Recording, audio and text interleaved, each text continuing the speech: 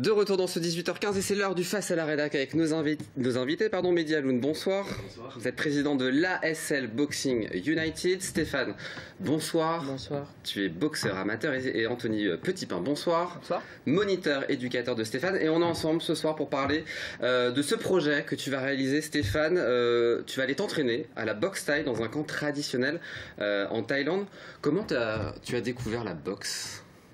C'est grâce à Anthony quand il s'entraînait à la boxe à la salle. Ça t'a donné envie d'en faire? Ça m'a donné envie et quand on fait après le boulot ça te fait du bien et tu penses plus à rien, ça te vide. Ça, c'est le sport. Ouais. Ça fait 1 an alors que vous faites de la boxe. Quelles sont les propriétés finalement? Pourquoi c'est bon de faire de la boxe? La boxe, déjà, c'est bon, je pense, physiquement, déjà, ça c'est sûr. Et puis après, c'est vrai que, comme disait Stéphane, ça permet un peu aussi de se vider l'esprit, voilà, de se fixer des objectifs, progresser. Oublier un peu les petits tracas du quotidien qui peuvent arriver comme tout à chacun. Ça lui fait du bien? Est-ce que depuis qu'il a commencé, il y a eu des progrès? Moi, je note énormément de progrès, autant sur le plan progression sportive, technique pure, que sur le comportement. Voilà, je sais que la vie en collectivité, pour Stéphane, c'est pas toujours évident, et que quand il y a des conflits un peu naissants, voilà, il a trouvé les ressources en lui pour prendre du recul, réfléchir et éviter de se mettre en difficulté psychologiquement, on va dire. Est-ce que c'est une discipline qui est difficile à apprendre et qui est accessible à tous les publics finalement? Oh oui, elle est accessible à tous les publics.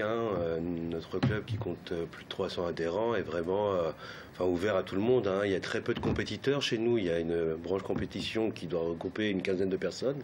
Sinon, le reste des adhérents, ce sont des gens qui viennent pour le loisir, que ce soit enfants, adultes, hommes, femmes, voilà. Donc il y a juste la motivation à avoir, mais c'est vraiment accessible à tous. Et contrairement à ce qu'on pense, c'est pas un sport où on se tape dessus.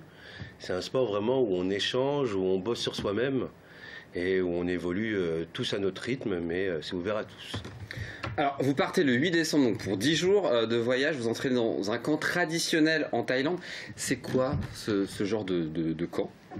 Alors les camps, c'est vrai qu'en France, la boxe thaï est un sport parmi tant d'autres, mais là-bas, c'est une réelle religion. On commence des jeunes, c'est un moyen d'insertion. Donc un camp traditionnel, comme il y a dans chaque ville là-bas, c'est un camp où, contrairement à ici, où nos créneaux sont d'1h30, là-bas, c'est entre 6 et 8 heures d'entraînement. Ah oui, c'est pas du tout la même chose. Non, c'est vraiment intensif, c'est une religion là-bas, c'est quelque chose qu'ils prennent à cœur. Et donc, c'est-à-dire que ça commence le matin à 6h du matin, on se lève, on va s'entraîner au camp, et l'après-midi, rebelote. Donc, c'est vraiment un état d'esprit. Alors, au-delà de toute la ville, le contexte, les gens, la population, c'est vraiment une atmosphère, parce que les gens viennent au camp vraiment pour suer, pour s'entraîner, et c'est vraiment une réelle façon de vivre. Et ça vous fait pas peur, ça, d'avoir un rythme comme ça aussi difficile? Le plus que j'aime bien, c'est quand je suis dans le ring avec Mehdi, il arrive à me détendre, à rester calme, concentré, et j'arrive. Pourquoi avoir accepté finalement de faire ce projet?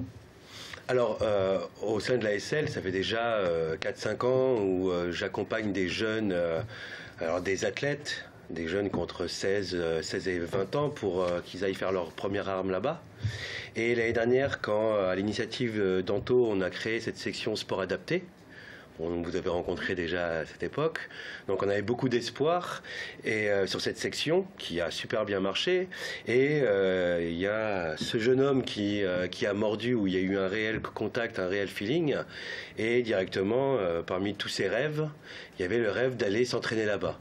Et nous, on aime les challenges, on aime les projets, donc c'est pas tombé dans l'oreille d'un sourd. On lui a dit, joue le jeu, et on va voir. Donc moi qui chaque année accompagne des jeunes, c'était une autre expérience d'emmener Stéphane là-bas dans un camp pour que vraiment il côtoie. Donc c'était un super projet, quoi. Il a mordu direct, on a tous mordu direct, et voilà, on va tenter. Et il s'accroche, il met de la bonne volonté. Ce que j'ai pu voir, on le voit d'ailleurs sur les images. Alors, c'est un rêve, mais c'est aussi il y a un gros travail d'autonomie pour aller là-bas, pour réaliser ce camp. Avoir confiance en soi, et à voir une autre culture et voir comment ils s'entraînent aussi. Pour nous, on s'entraîne, c'est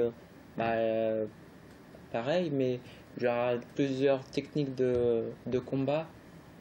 Et après, je viens d'avoir plus monter plus.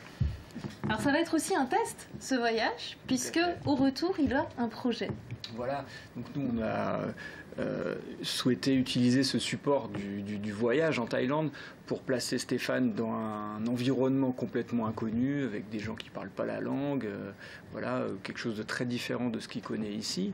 Et le but, c'est qu'il puisse aussi trouver les ressources en lui pour s'adapter, communiquer, vivre au quotidien.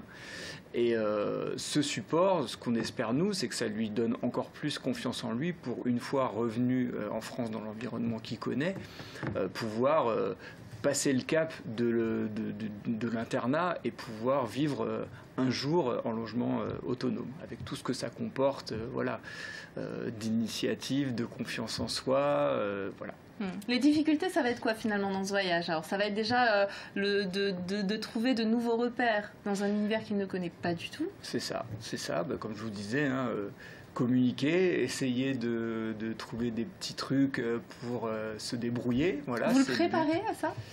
Oui, on en parle depuis maintenant pas mal de semaines, voire quelques mois avec Mehdi. On essaye un peu d'anticiper qu'est-ce qui pourra arriver, les situations, quelles réponses on pourrait apporter à Stéphane de manière à ce qu'il trouve lui-même les solutions. C'est pas à nous de lui dire ce qu'il doit faire, ce qu'il doit pas faire. Voilà. Nous, on donne les pistes et après, il choisit en tant qu'adulte voilà, ce qui semble le mieux pour lui. Et est-ce que tu es stressé? Un peu, mais je suis pressé de partir. Ouais. Ouais. Et le moment que tu as le plus envie, là, que tu imagines vivre, c'est quoi? Tout. C'est les éléphants, tout, ouais.